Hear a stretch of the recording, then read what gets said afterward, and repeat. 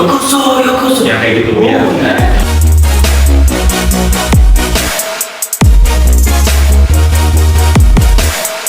Assalamualaikum warahmatullahi wabarakatuh. Selamat siang pemirsa, kembali lagi di acara Podcast Club. Hari ini di siang ini kita ada narasumber. Narasumber kita hari ini benar-benar keren, seru, dan aura minggunya tuh benar-benar kerasa. Dan di sini ada halo, saya Irsyad, alumni kelas tahun 2011 masuknya.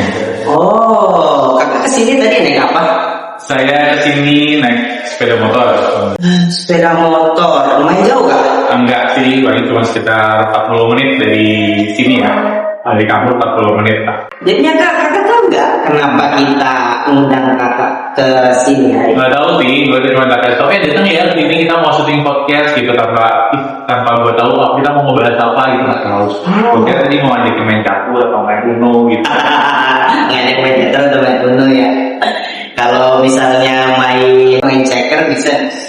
Main kekel nggak bisa deh, sampai main jadul-jadul. Tapi suka main game online. Game online main dulu. Kalau sekarang sih udah karena kesibukan ya, karena udah mulai kerja, ada keluarga juga, jadi waktunya cuma tinggal main game mobile doang ya. Nah, kita tuh ngundang kakak ke sini tuh sebenarnya kita tuh punya pertanyaan yang mungkin bisa memenuhi penasaran kita. Apa sih yang bikin penasaran? Kakak berpengalaman di budaya Jepangan enggak ya? Iya, memang sekitar 15 tahun ke belakang itu aktif di kegiatan budaya dan juga komunitas Jepang. Hobi ya. Itu sebenarnya semuanya berawal dari kecil. Apa cerita gue ya?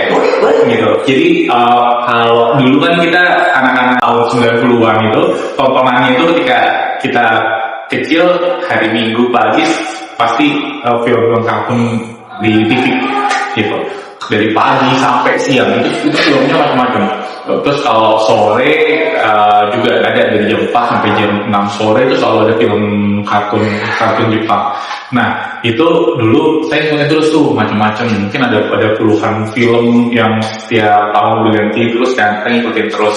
Dan akhirnya hal itu pun kita tertarik. Terus saya lanjutin sampai SMP udah nggak banyak nonton sebenarnya karena udah nggak ada waktu sore.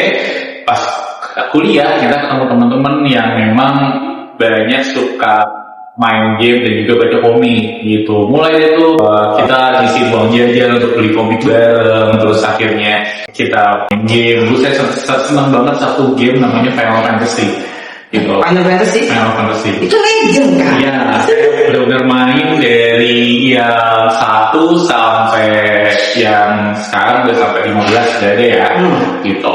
Itu kita main bareng-bareng dan digabung sama komunitasnya. Pertama kali komunitas yang saya gabung itu komunitas game JRPG gitu, namanya Final Fantasy Crystalisia.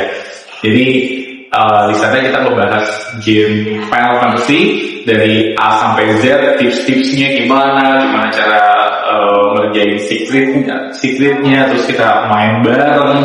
Terus sesekali itu ada gathering-nya itu dimainkan di Jepang kayak gitu, kayak gathering semacam kopdar gitu berarti. Betul. Wow.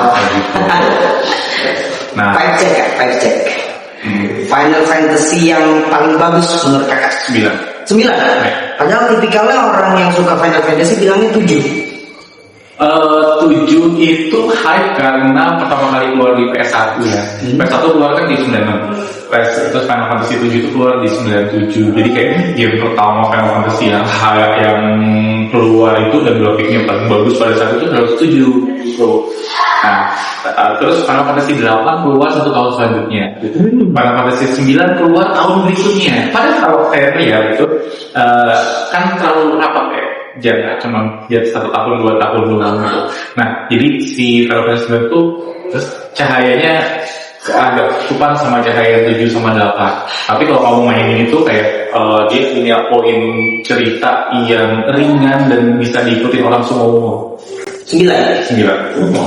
Terbest. Ya, jadi tadi kita udah ngomongin kenapa kakak bisa tertarik gitu sama budaya Jepang, mulai dari apa baca komik sampai sokongan gitu ya biar bisa beli komik gitu Ya. Dan juga main game JRPG gitu ya. selain itu kakak pernah nggak kayak ikut semacam festival gitu?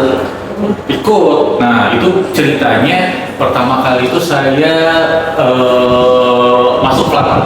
Jadi ketika masuk UIN kan saya udah seneng nih sama budaya-budaya kan ya.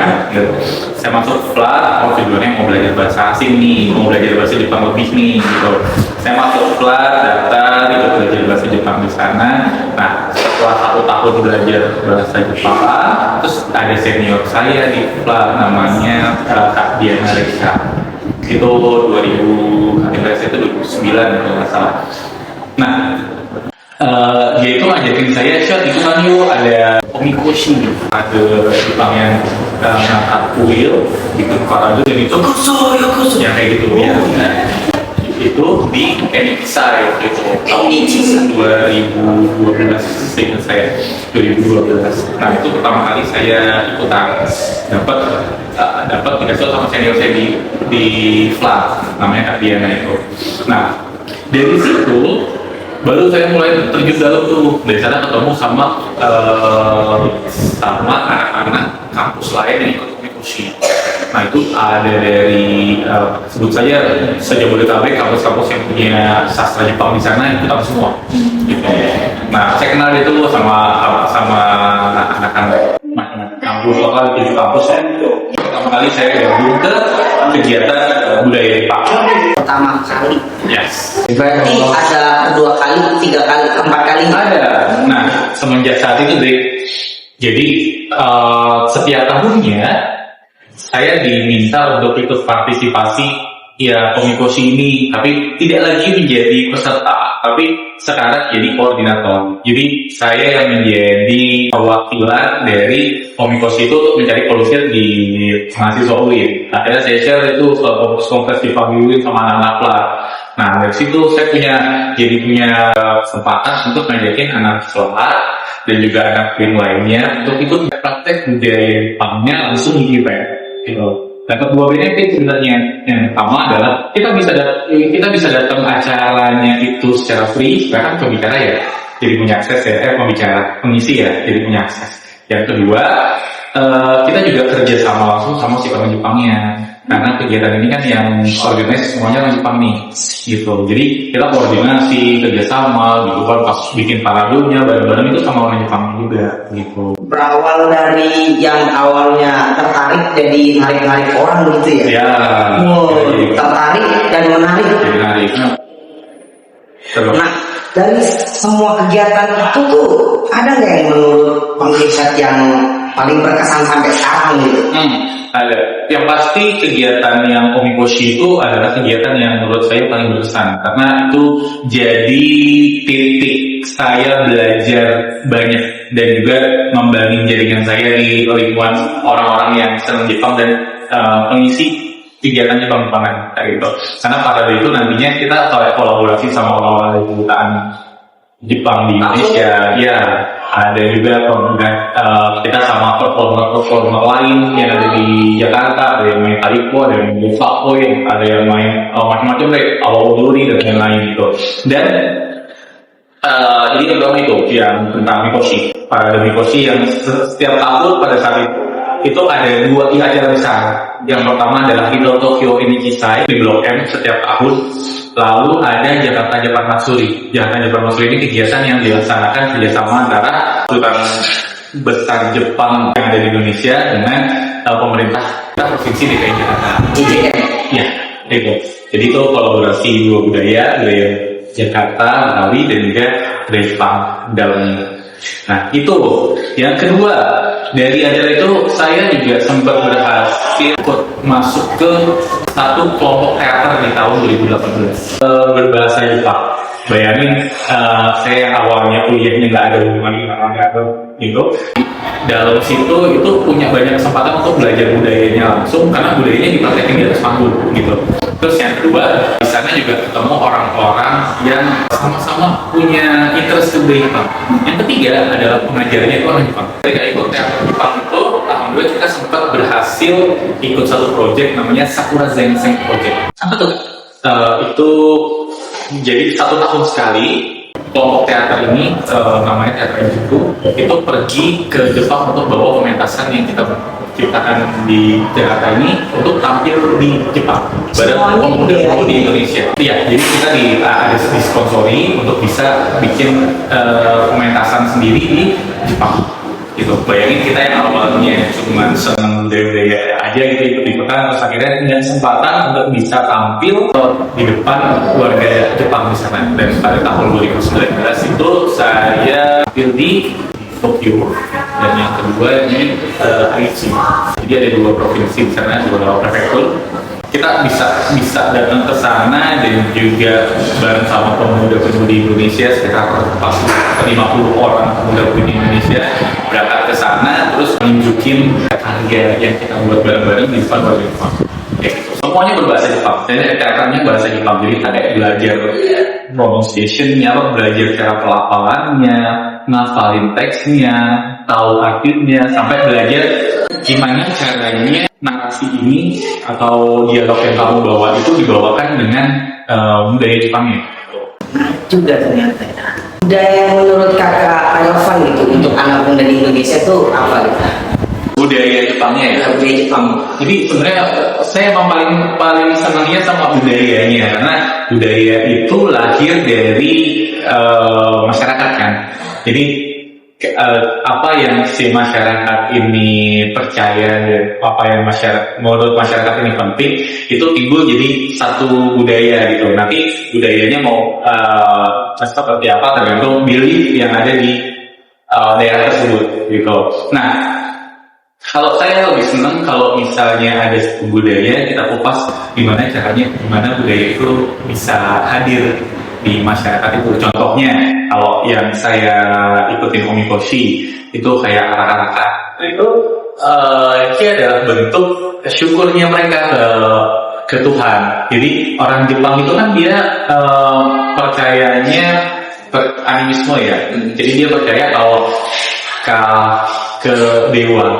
Jadi ada dewa di semua tempat. Jadi kayak misalnya kita ada di aula nih gitu, ada dewa yang menempati aula ini. Jadi kalau kita berlaku baik sama lingkungan, kita berlaku baik sama tempat itu, maka dewa tempat itu juga akan kayak memberkatin kita gitu, memberkatin kita. Jadi tidak memberikan kita kesialan gitu, tidak memberikan kita masalah, tapi ngasih kita bantuan dengan cara yang tidak kita duga-duga gitu.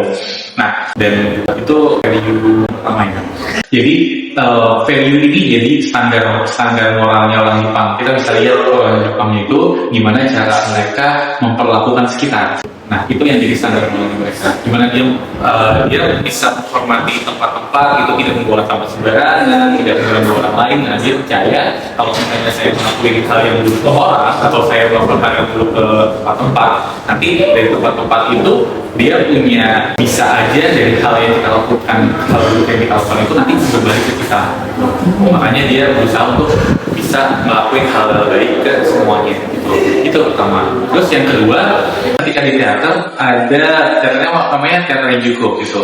Jadi kita selalu di setiap mau latihan disuruh untuk menghafal dan juga menerapkan ini namanya Enjuku no Koko. Apa itu Kak?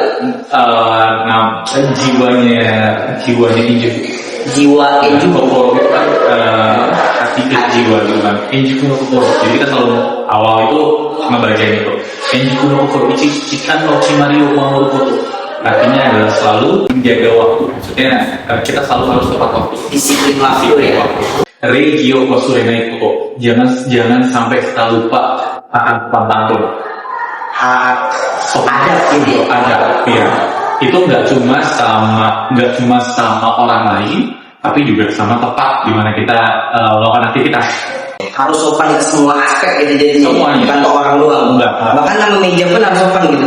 Iya, kita juga harus menghormati semuanya. Kayak misalnya kita pakai tempat setelah selesai, ya kita tanggung jawab untuk ngebalikin tempat itu jadi kayak semula, gitu, atau bahkan lebih baik, gitu. Kenapa? Karena di situ nggak cuma tempatnya aja yang kita makasih gitu sama tempatnya, tapi orang-orang yang bekerja di situ juga nanti akan terbantu dengan kehadiran kita. Nah, yang ketiga adalah itsumo besto suku-suku, artinya selalu melakukan yang terbaik. Jadi dimanapun kita berada, mau kamu di tempat yang kecil atau di tempat yang gede, kamu kelihatan atau bahkan kamu nggak kelihatan, selalu tunjukin hal yang terbaik. Jangan sampai saya kan nggak kelihatan di sini, saya cuma di belakang panggung atau saya cuma peran kecil gitu. Tapi lantas hal itu bikin kita menurunkan kualitas kita sebagai personal, enggak gitu. Jadi kita percaya kalau dimanapun kita selalu harus ngelakuin 100% yang kita bisa. Kalau bisa 110%. Okay. The best, Allahu Akbar. Iya gitu.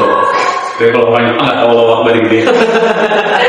Yang ketiga adalah ada budaya malu kalau kita ngelakuin salah.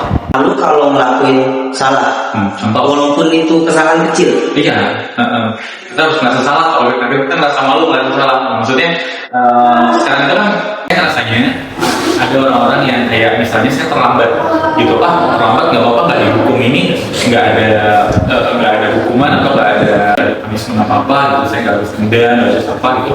Lantas dia kayak memudahkan hal itu tersebut gitu, menormalisasikan, mewajarkan. Nah, padahal kita sebagai seorang Rizik gitu, sebagai seorang pribadi, Rizik kalau saya datang terlambat kan berarti Riziknya sendiri tidak disiplin terhadap jadwalnya kamu yang terbentuk kan.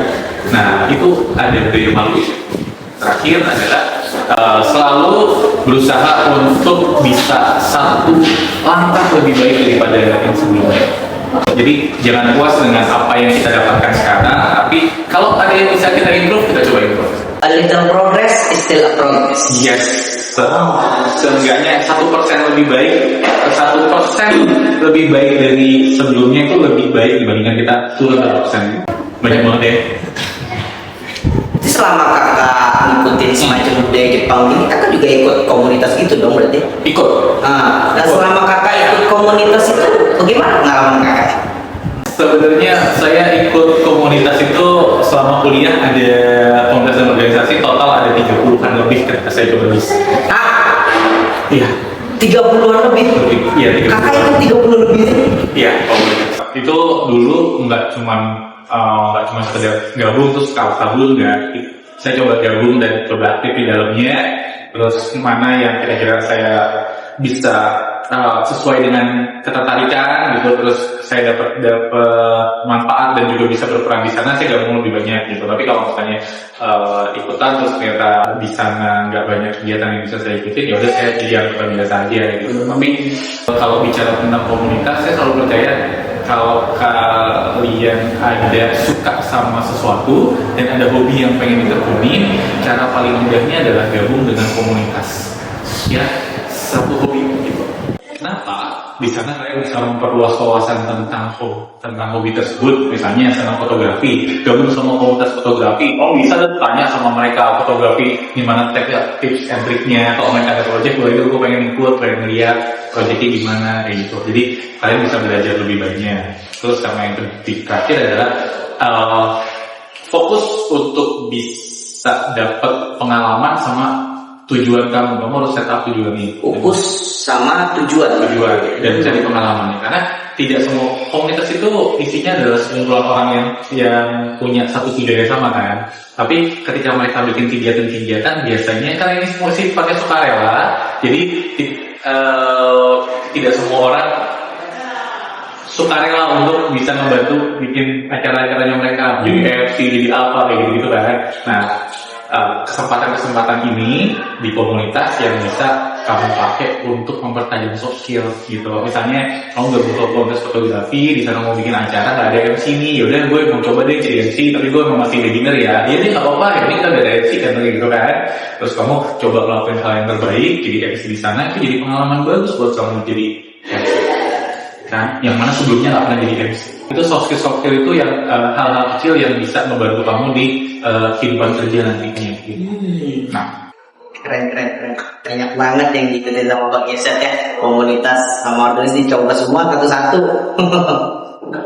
Berarti emang sesuai sama hobi dan tujuan kakak ya masuk situ ya? Ya, macam-macam. Dari mulai saya suka waktu itu lagi fokus sama lingkungan gitu. Saya gabung komunitas lingkungan gitu. Dan so on dan so on. 日本語を勉強しましたか？はい、勉強します。Oke, sudah. Ya, jadi saya kan juga belajar bahasa Jepang ya, gitu ya. Kalau menurut saya sih gampang-gampang susah. Kakak juga pernah belajar bahasa Jepang berarti? Iya. Kakak bisa jawab loh. Iya, itu kan bahasa Jepang awal ya. Saya belajar bahasa Jepang tapi kalau sampai bisnis level nggak belum bisa. Kalau untuk basic conversation gitu itu masih oke, masih bisa gitu. Nah, Berarti kakak udah pernah kayak semacam progres pas belajar baca-baca buku gitu ya? Tahu buku Minano ni Hongo berarti kan? Minano tahu. Dipelajarin semua satu buku itu? Itu dipelajarin sih, tapi baru separuh. Itu kan nggak pakai Minano ni buku yang gitu. Tapi tahu. Pernah belajar pakai Minano ni. Semuanya kayaknya udah pernah ngerasain gitu ya, apalagi yang mau ikut JLPTN 5 gitu ya. Nah, selama kakak belajar itu apa tantangan paling berat gitu ya pas belajar bahasa Jepang gitu? Kalau bahasa itu kalau misalnya aksaranya berbeda, kayak misalnya bahasa Jepang atau itu yang paling pertama susahnya itu adalah mempelajari aksaranya dulu gitu. Mempelajari aksaranya. Aksaranya kan gitu, bahasa Jepang ada 3, hiragana, katakana, kanji. Kan? Nah itu biasanya awalnya susah di situ. Tapi kalau hiragana katakana udah selesai, insya Allah udah lebih lancar kan. Tinggal kanjinya ini yang hafalannya banyak kayak gitu. Nah, jujur belajar kanji susah ya. Tantangannya di sana. Gitu. Terutama kalau saya udah pakai di meeting sama orang Jepang, kadang meetingnya mereka udah bisnis level gitu kan, ngomongnya cepat banget gitu. Awal-awal saya cuma bisa dengar kayak mas base-nya doang gitu kan. Jadi agak susah nangkepnya. Susah nangkepnya kalau misalnya masih pas awal-awal gitu kan. Jadi saya selalu ngelakuin kalau misalnya meeting sama orang Jepang gitu, terus atau ada notes yang pakai kanji, ya saya pakai translate gitu. Tapi kalau misalnya meeting yang emang live gitu, saya bisa konfirmasi hasil meetingnya dengan orang yang di sebelah saya. Yang ini orang Jepang, orang Indonesia. Pak Asri saya tanya, saya pastikan apakah yang saya catat ini udah oke, apakah yang saya tangkap ini udah benar, kalau udah benar oke, gitu. Kalau budaya gimana? Ada tantangannya juga nggak tuh? Kalau budaya, ya kalau di Indonesia sih, kalau budaya udah sampai Indonesia biasanya udah nggak begitu masalah, gitu. Karena udah nggak ada masalah apa-apa. Gitu. Kayak misalnya belajar Koshi itu nggak ada masalah macam gitu. Belajar Bonodori nggak masalah, belajar Yosakoi nggak ada masalah. Tapi memang kalau pengalaman kami pernah belajar nyobain ritual. Jadi ada beberapa ritual yang kayak mau datang ke kuil terus berupa alas kasus, nanti harus ada ritual minum sakenya, itu ada yang kayak gitu. Minum apa? Ada udah minum sake. Saya lupa namanya apa sih, tapi ada selalu ada budaya di Jepang yang kayak gitu. Nah, paling hati-hatinya adalah ketika belajar budaya ada budaya yang bersinggungan sama animisme kan banyak ya gitu. Dan gimana cara kita lebih berhati-hati sama yang kayak gitu, karena kita sebagai muslim kan punya akidah ya gitu. Gimana supaya kegiatannya itu tidak bertabrakan sama akidah yang kita anut gitu sebagai seorang muslim. Tapi alhamdulillah kakak nggak nyoba minum sake itu kan? Alhamdulillah belum pernah. Oh belum pernah. Berarti kalau belum pernah bakal mau nyoba? Enggak. Ditawarin pernah kan, ayo kita ini ada. Karena kan orang-orang Jepang itu ada budaya minum kayak ini minum setelah kerja gitu, atau minum setelah mereka ada event kayak gitu, itu selalu ada kegiatan itu. Pasti bir atau sake gitu minuman. Iya, itu wajib selalu ada. Makanya setiap kegiatan orang-orang udah tahu kalau saya nggak minum gitu. Nah dia akan menghormatin. Udah pokoknya di sana ocha aja udah. Daripada minum bir mending kata gitu ya. Iya, alhamdulillah semua anak UIN yang ikutan itu semuanya minumnya adalah minuman yang baik ya. Terus saya kontrol ketika meeting. Kan nggak boleh minum yang macam-macam. Siap. Jadi emang mereka menekankan adab mereka banget gitu ya. Iya, pasti anak UIN kan malu bawa nama kampus. Anak UIN masa minum gitu. Kalau kakak sendiri motivasi belajar bahasa Jepang kakak apa? Pertama, memang tujuan saya dari dulu itu kepengen bisa ke Jepang gitu, ada aktivitas di Jepang gitu. Alhamdulillah kan waktu itu sempat udah belajar ke Jepang sama kelompok teater ya. Itu waktu itu sekitar 2 minggu kita kegiatan muter-muter di sana, gitu, nyobain budayanya, ngeliat kampusnya, terus datang ke kantor pemerintahannya, terus ke museum-museum di sana, kayak gitu deh. Udah banyak. Gitu, bahkan kita udah nyobain kayak rumah ninja di sana. Rumah ninja? Ninja. Jadi di sana ada satu kota namanya Iga. Di Iga itu dulu itu desanya adalah desa ninja gitu.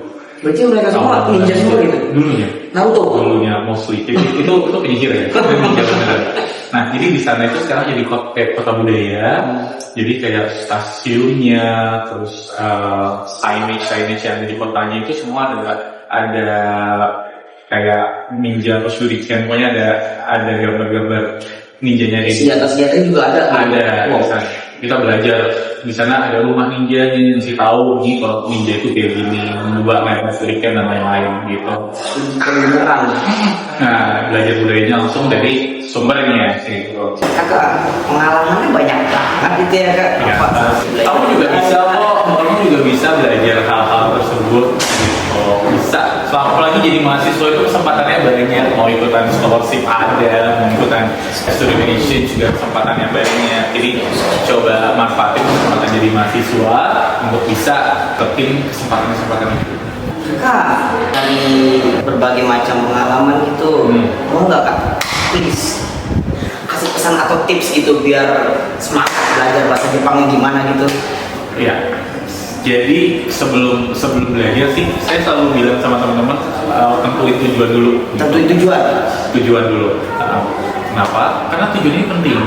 Karena mau belajar bahasa Jepang buat apa sih? Buat apa? Ya, ada orang yang mau melanjutkan studi, ada orang yang mau belajar budayanya doang gitu. Budaya doang ada gitu. Ada yang mau belajar bahasa, cuma sekedar mau belajar bahasanya, atau ada yang mau kerja di perusahaan Jepang gitu, di Indonesia atau di luar.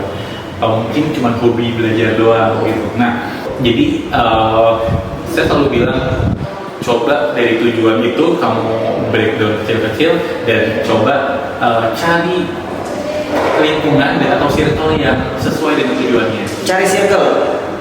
Ya, kalau kamu pengen belajar budaya, gabung sama kelompok-kelompok komunitas-komunitas budayanya. Contohnya suka budaya Jepang, bisa ikut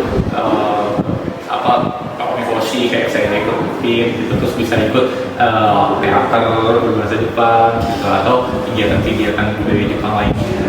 Gitu. Atau senang saya hobi doang gitu, pengen cosplay, ikut komunitas cosplay gitu. Saya kepengen belajar bahasa Jepang supaya bisa kerja di Jepang gitu, ketemu sama orang-orang yang memang lingkungannya banyak share tentang seputar kerja ke sana gitu, katanya kayak LPK dan lain-lain kayak gitu. Nah, jadi setelah ada tujuan, lingkungan circle yang mendukung, yang terakhir adalah komitmen dan konsisten. Komitmen dan konsisten. Ya, jadi kalau kamu punya tujuan dari dirinya sendiri nggak komitmen, cuma senangnya seminggu ini, minggu depan nggak dilakuin, ya tujuannya nggak akan sampai ya, gitu. Jadi punya tujuan yang jelas, terus ada di lingkungan yang baik, yang mendukung, terus kamu juga bisa breakdown itu tujuannya, lalu terakhir komitmen dan konsisten. Insya Allah tujuan itu bisa tercapai. Bisa tuh kalau supaya kita mau semangat harus tahu tujuan gitu ya. Habis itu cari circle supaya tujuannya sama gitu ya. Dan cari circle gitu. Sama komitmen supaya kita tuh mau terus gitu ya. Misalnya kamu belajar bahasa Jepang tapi kumpulnya sama orang-orang yang seneng nonton film Korea gitu. Kumpul. Ya kan? Kamu ngelihat film Koreanya, dan aku jadi pengen ikutan nonton kayak mereka. Jadi strike nanti. Tapi kalau kamu kumpul sama orang yang belajar itu, nanti masih tahu, oh saya udah sampai pencapaian segini, gimana sih caranya, gitu, kamu juga mau dong gitu. Jadi ada api yang disebarkan antara anggota komunitasnya, anggota circle itu. Jadi makanya saya bilang Flat itu adalah komunitas yang sangat punya potensi, karena di sana bisa sama-sama menyulut api temennya yang sama-sama punya tujuan belajar. Ya, kamu belajar bahasa Jepang, masuk Flat yang bahasa Jepang kan, yang satu punya semangat nih, yang satu lagi redup semangatnya, bisa disamber gitu kan, ayo kita belajar bareng-bareng gitu. yang satu apinya besar, bisa ngajakin yang lain, kita belajar bareng-bareng gitu.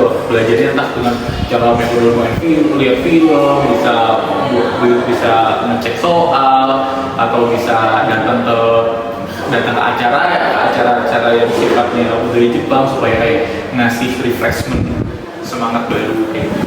Flat punya peran penting untuk membangun hal itu. Berarti flat ini banyak benefitnya banget gitu ya? Banyak. Nah, makanya kesempatan anggotanya untuk bisa manfaatin organisasi ini dengan sebaik-baiknya. Rizik mungkin bisa jadi 5 tahun lagi kita lihat Rizik bisa jadi orang yang lebih bersinar nanti. Nah, kita doain ya sama-sama ya, amin. Asik juga ya ngobrol sama narasumber kita satu ini. Dan walaupun aura wibunya kuat, ternyata wibunya ini wibu profesional ternyata dia ikut komunitas budaya yang tadi cuma ikut-ikutan doang karena tertarik sampai bisa narik orang gitu, bahkan jadi manajer ya sekarang, ya nggak sih? Ya begitulah kira-kira ya. Keren bapaknya. Ya, begitulah untuk podcast flat tadi hari ini ya, dan siang ini yang sangat trek, tapi untung kita dalam ruangan ini jadi nggak trek amat.